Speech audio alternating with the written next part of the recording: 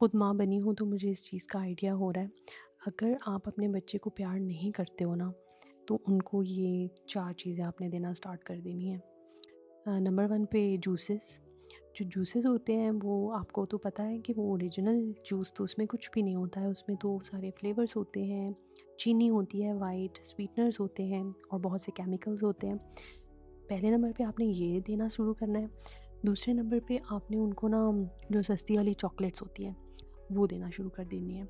जो ₹5 में मिल जाती है, ₹10 में मिलती है, ₹20 में मिलती है, वो ओरिजिनल चॉकलेट नहीं होती है। वो वेजिटेबल ऑयल होते हैं, चीनी होती है, केमिकल्स होते हैं और जो सस्ते स्केल पे बनते हैं।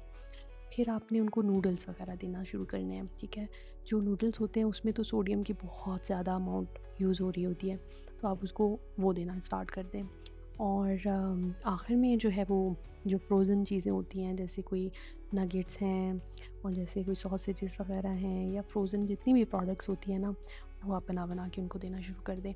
और अगर आप वीक में 3 दफ़ा एवरेज 3 दफ़ा उनको बाहर से खाना खिलाएँगे ना, जैसे पिज़्ज़ा और बर्गर्स और इस तरह की आइसक्रीम्स, तो चेरी ऑन टॉप हो जाएगा।